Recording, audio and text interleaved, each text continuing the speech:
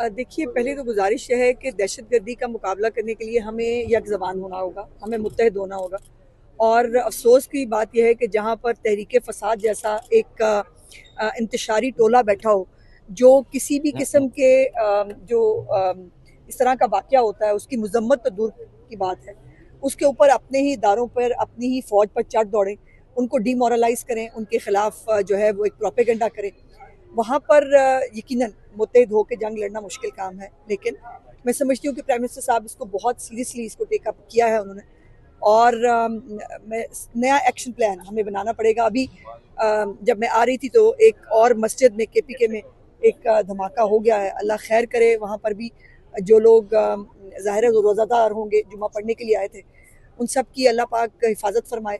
लेकिन हालात बहुत क्रिटिकल हैं और अल्लाह करे एक शख्स को बचाने की जंग की बजाय हम सब मिलकर इस मुल्क को बचाने की जंग लड़ें तो बेहतर होगा। शहबाज साहब कहते हैं कि APC बुलानी पड़ेगी हमें और एक पेज पे आने वाले तमाम। आप समझते हैं कि पाकिस्तान तहरीक इंसाफ इस दहशतगर्दी के खात्मे के लिए आएगी?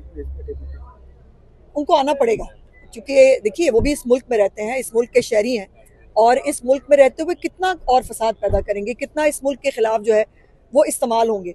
सो उनको जो है वो साबित करना होगा, उनको बैठना होगा, क्योंकि ये मुल्क हम सबका है। फिर इस वक्त KP और बलोचिस्तान जो है वो टारगेट पे हैं।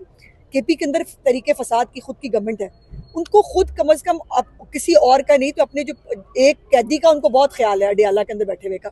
लेकिन जो बाकी KPK की आवाम है, जो रोज इस किस्म के बम धमाकों की दहशतगर्दी की नजर हो रहे हैं, उनके बारे में किसने सोचना है? उनके बारे में कौन देखेगा? और अमनो अमान बरकरार रखना सूबाई हुकूमतों की जिम्मेदारी होती है। अपनी जिम्मेदारी से ये नहीं भाग सकते। हमने सिर्फ इमरान खान को बचाना है, बाकी खैबर पख्तूनख्वा जो है उसका अल्लाह मालिक है। मैडम, बानी PTI तो जेल में है, तो वो तो इस वक्त किसी से खुद बराह रास्त राब्ता नहीं कर सकते।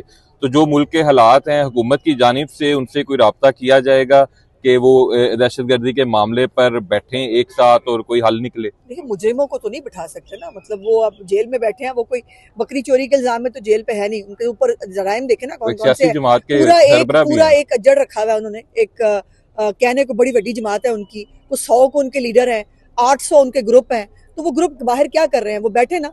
अब बात यह है कि कल भी नेशनल असम्बली के अंदर जो डिबेट हुई, आपने कहीं पर भी जो है वो कोई मुजम्मत का लफ्ज, कहीं जो है वो BLA के दहशतगर्दों के खिलाफ कोई बात, वो तो मतलब अफगानिस्तान के दौरे करते फिर रहे हैं। खैबर पख्तूनख्वा की हुकूमत जो है वो अपने वफद भिजवा रही है अफगानिस्तान के अंदर कि हम भी उनसे बातचीत करेंगे। किस चीज की बातचीत करोगे भाई?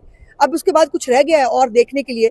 और अब जब ये रिपोर्ट्स भी सामने आ रही हैं कि वो दहशतगर्द जो है वो अफगानिस्तान के साथ राब्ते में थे, वहां पर किसी से गुफ्तगू कर रहे थे,